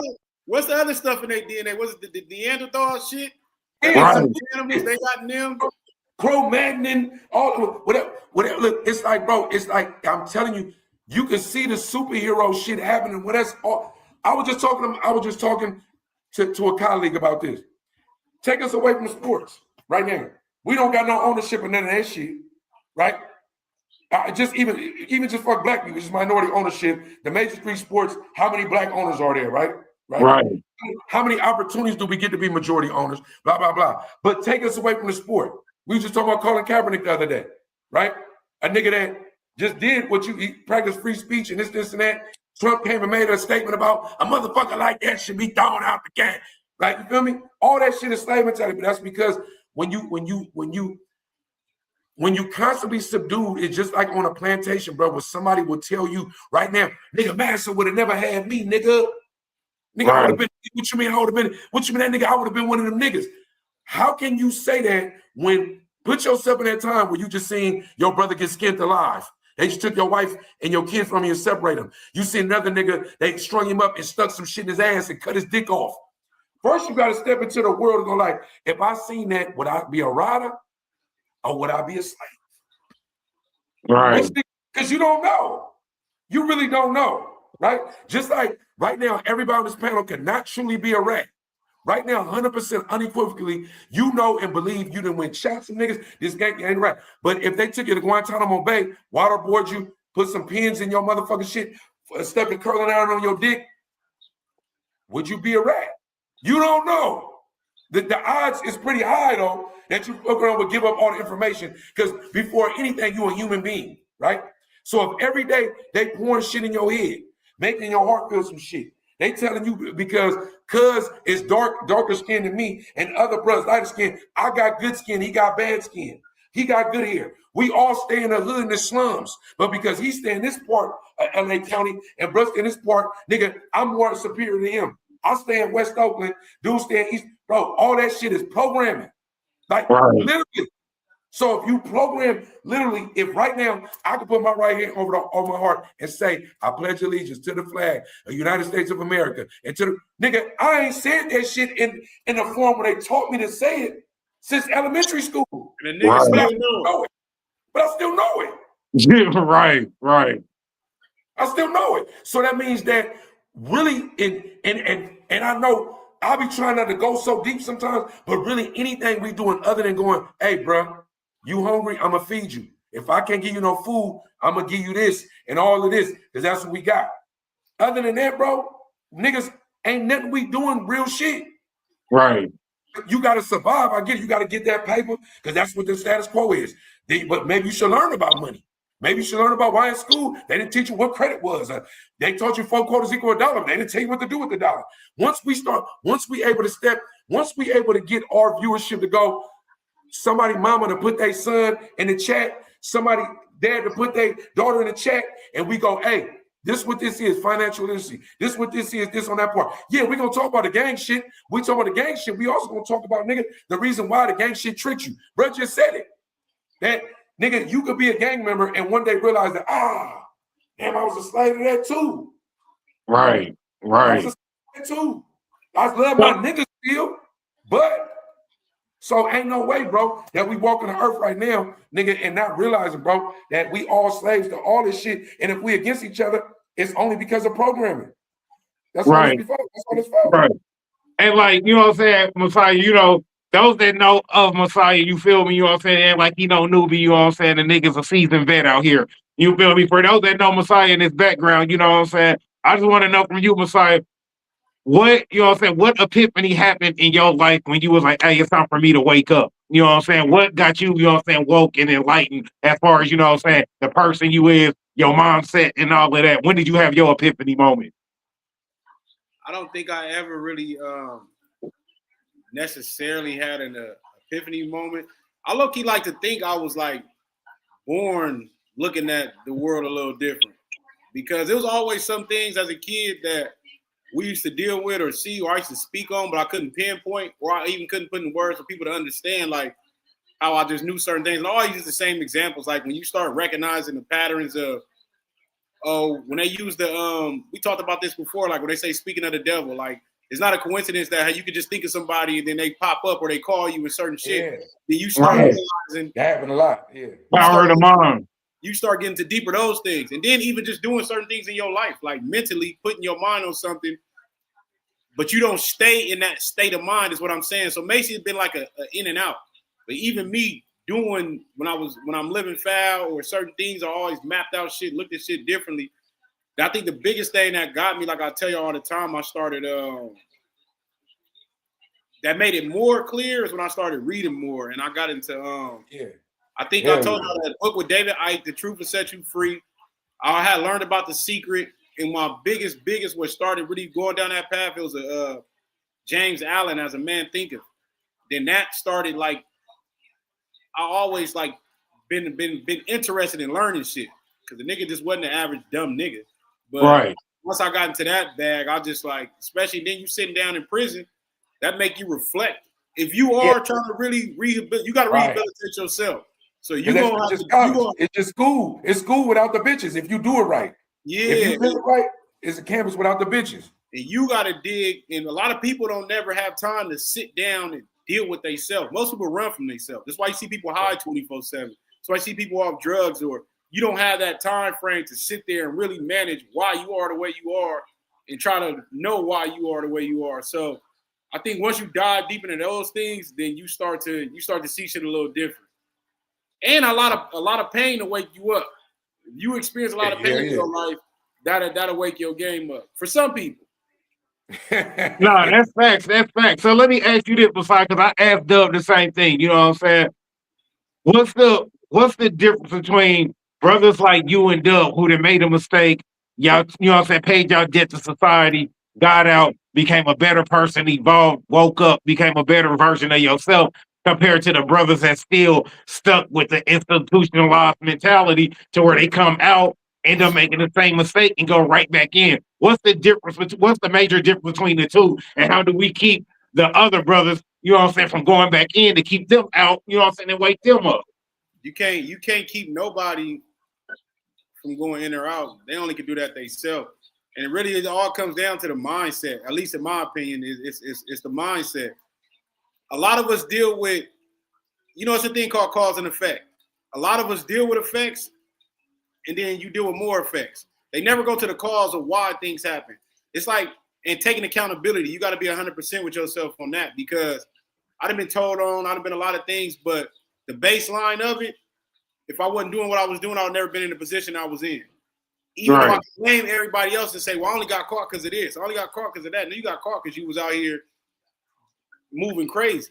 So I think that's the biggest thing. And I mean, you got to want more for yourself. You got to have some type of purpose. That's the only way I see it. But I'm not necessarily going to say I'm better or I do something too far off. It's just, it just depends on how you choose to live. That's all it is, mentally. All right.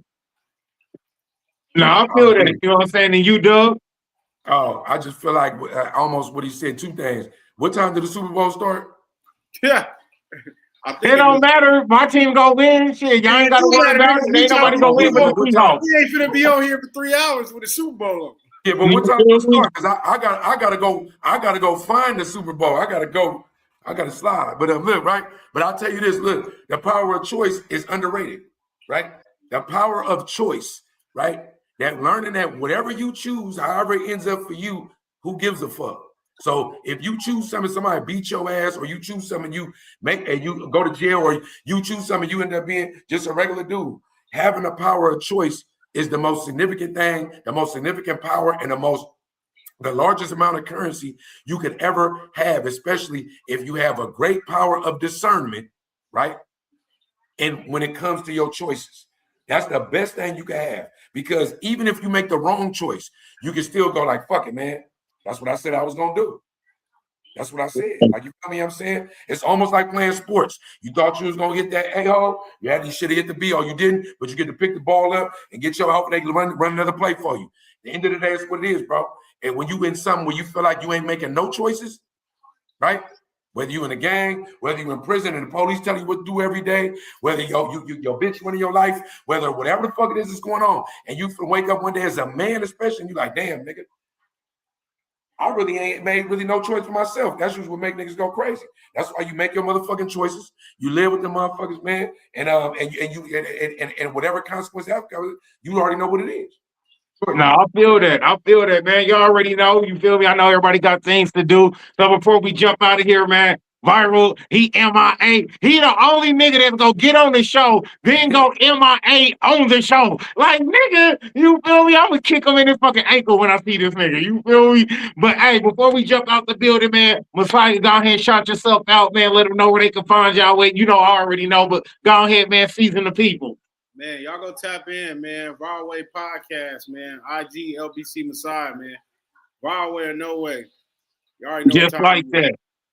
You already know. You feel me? I'll shout out Viiral stuff for him. You feel me? Mr. Viiral himself. You feel me? The villain, because they hate him for his opinion. Go and follow him on IG, man. Part of the Viiral Way Podcast also, man. Y'all go and sub up to them brothers on YouTube, man. Just like that. Run their numbers up. You know what I'm saying? They official like a ref with a motherfucking whistle. Just like that. Co-host, man, let them know, bro. Hey, Reckless. My bad, Peter. Reckless, make sure you tap in after them Seagulls get that ass whooped, nigga. Now we about to win. Tap in live too, nigga. Nah, PWG and me, man. Global Mafia Entertainment, free but not free. You can find me on @free but not free or @Global Mafia Capo. That's me, free but not free, man. You already know. Got a podcast on YouTube. Fucking with my niggas, man. We build shit, trying to build the empire, trying to go to Babylon. Hey, man, you already know. We're gonna have to do this again with some more thoughtful topics. My boy got some game on him. Good looking Reckless for letting a nigga pull up. Hey, follow me on IG, bro. It's good. Whenever niggas trying to link. Plus, I be doing shit too. It's good, bro. Now say less. Man, what you mean with fire shit? Hey, you a Viiral extended co-host over here. What you talking about? Send me his info on IG. All right, I got you. I definitely shoot you the info and shit so you can follow them up and all of that. You already know, bro. I got you. You know what I'm saying? But yeah, panel always open. Anytime you and Viiral want to pull up, bro, y'all extended co-host over here. Needed some more thoughtful topics. That same thing they gonna say about Darnold. That nigga needs some more thoughtful passes, nigga. All these bitches about to throw garbage ass Seahawks, nigga. I hate that with you. All right, man. Gonna be good. Man, all love, man. I appreciate the bro pulling up, man. Y'all know what it is. Sunday Cookout, man. Episode 3, man, with the Viiral Way Podcast, man. We appreciate everybody for pulling up, tapping in, showing love, supporting the channel, supporting the brand. Man, especially appreciate the co-host for taking out his time to make this happen, to rock it out. I can't do this by myself. It don't work the same. You know what I'm saying? Hey, you already know we out here, man. It's all love, man. We appreciate y'all coming through. Next Sunday, we up again. We'll have some special guests. Hey, you already know, man, we'll be right back like cracking the trap in all black. You know what I mean? Just like that. So until next time, man, shouts out, salute. All love as always, man. Much respect, man. Y'all stay safe and careful out here. And go Seahawks. We out here in the building.